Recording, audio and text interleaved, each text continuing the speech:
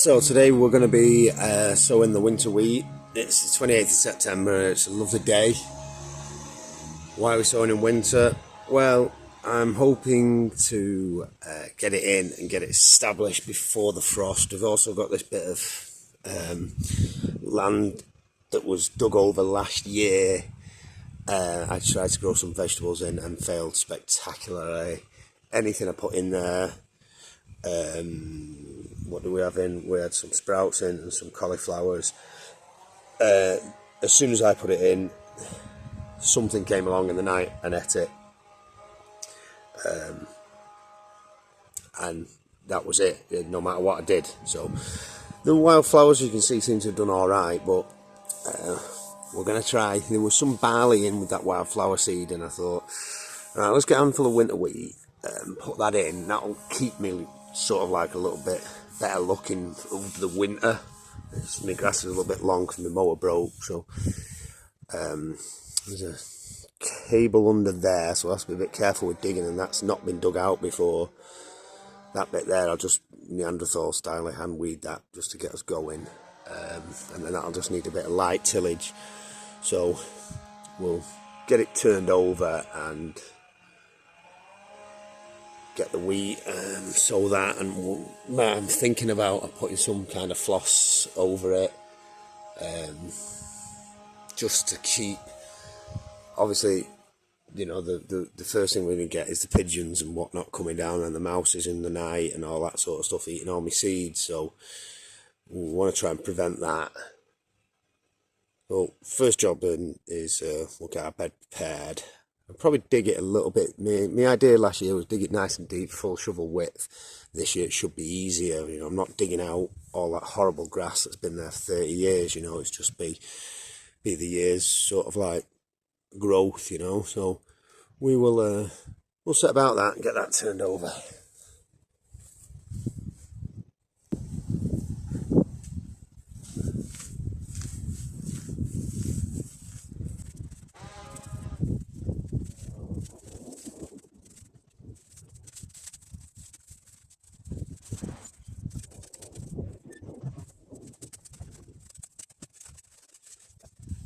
Quite a word with you about knowing your land. I mean, look at that.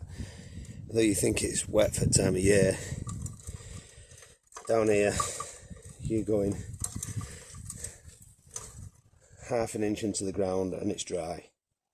This is dry. In Manchester, it's the dry corner of the world, you know. But this type of soil is anyway. That's one thing I know about it. People ask me why I'm always watering, but irrigation's an issue.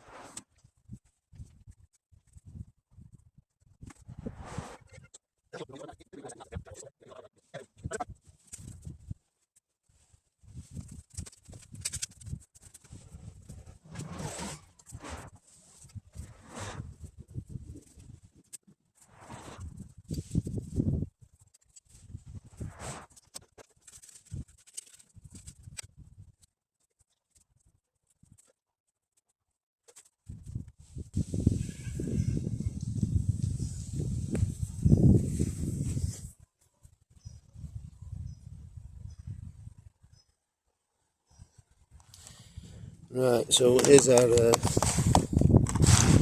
wheat seed, which is just wheat. We've got a well prepared seed bed. What we're going to just do now is we're going to grow it, sow it about an inch deep, and it's just a bit narrow, that bed, to be perfectly honest. I would have liked to have had the rows further apart, but we have only got a small area, so unfortunately that's what we're having. So we're going to be about 4 rows in that bit there, and it's about 1 metre, so we'll only be getting 6 inches apart between the rows, which would like a bit more, but I'm going to space each seed approximately 1 inch apart, and we'll see what that sort of gives us.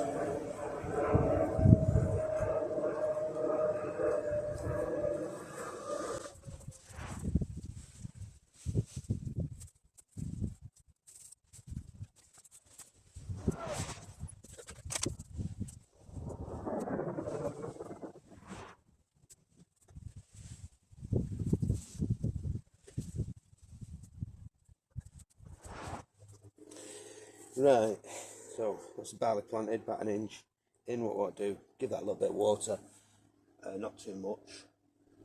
Obviously we won't be doing that because Manchester will get water for free out of the sky. We'll put a little line down here as representative of the furrow for when you're ploughing, and it also just denotes a little line that says, "Snugs and snails, I don't mind being in the grass, but not allowed on my veg." So we will do some seeds and all that kind of rest here. I've got planted but just got the rest in the field.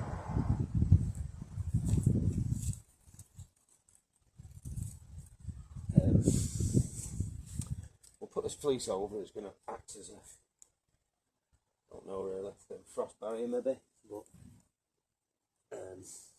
more often than not, the purpose it's going to serve at this stage is stop the birds nicking my seed.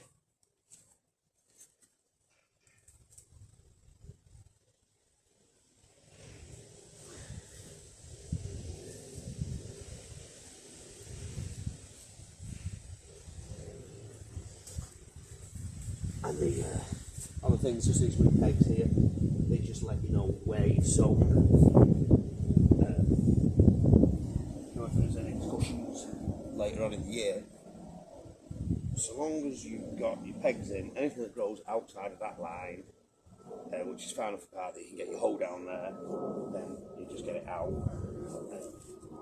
Obviously with wildflowers I don't do much weeding, I'm not intending to do much on the barley, but it might be required.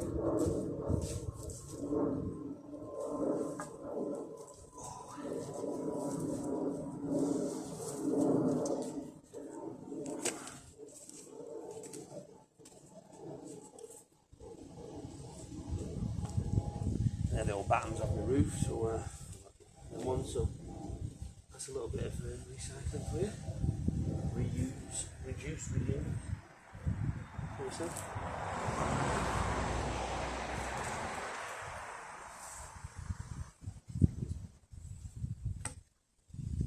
Also got a bit of nuisance stray cat as well. Like, well, I don't straighten that one.